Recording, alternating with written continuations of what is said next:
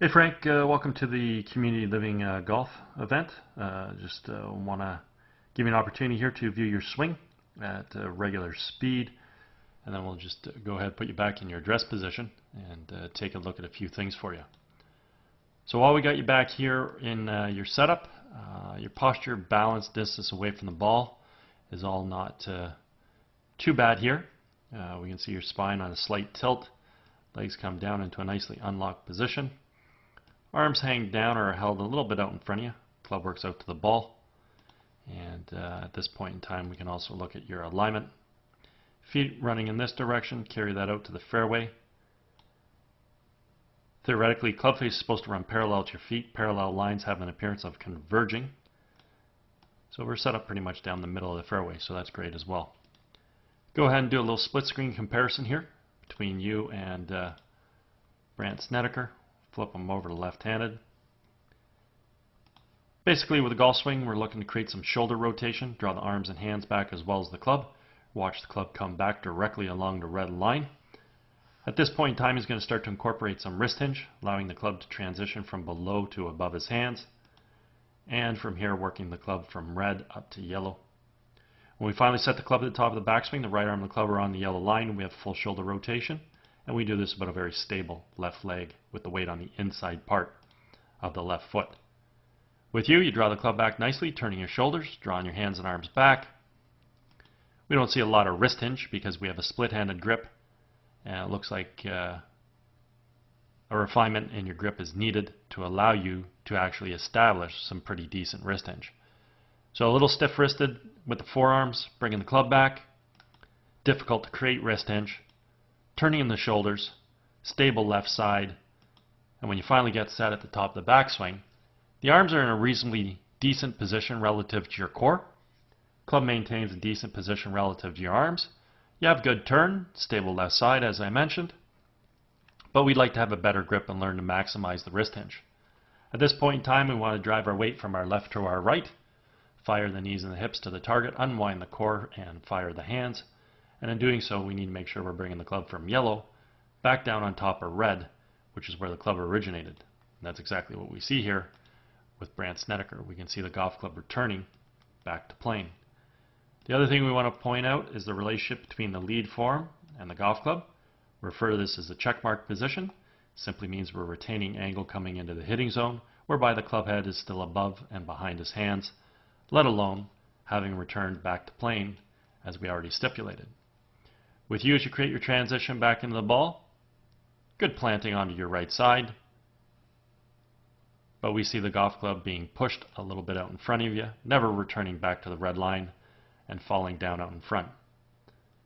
If we were to connect those dots, that is the descending plane that your club is coming into the ball. It's never returning back to the red line, nor is it attacking the ball from that red line.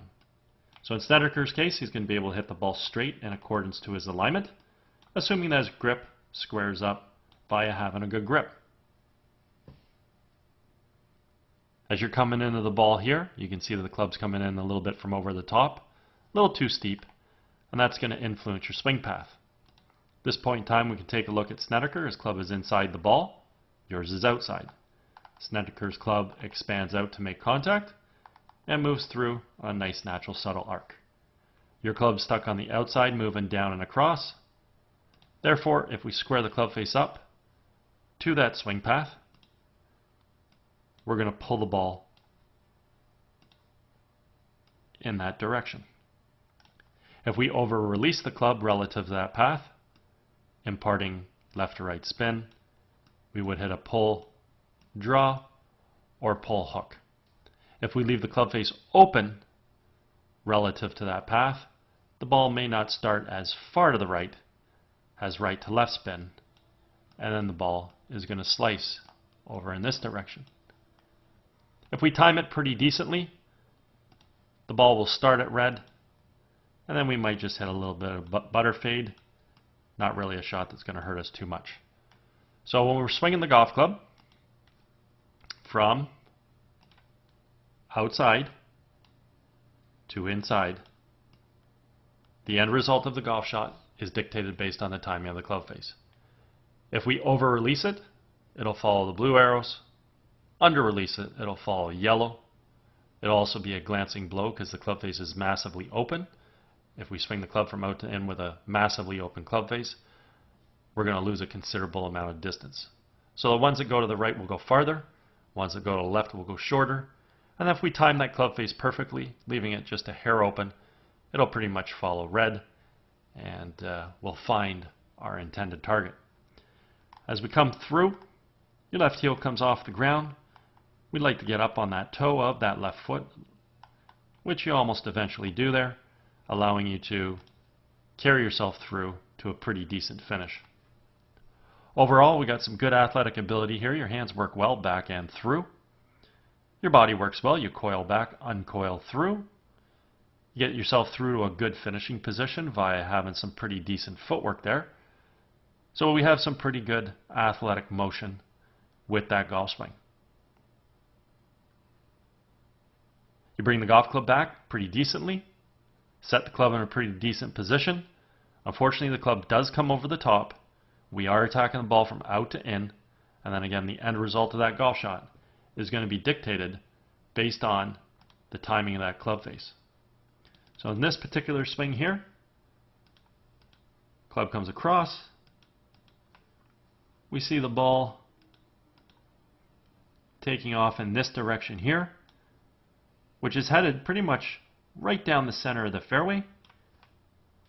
So as long as there's not too much spin on that ball in either direction, you shouldn't lose it too far left or right, and should find the intended target. So good job.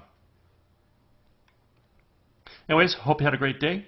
Hope you enjoyed getting an opportunity to see your swing on video, and hope you have a great summer.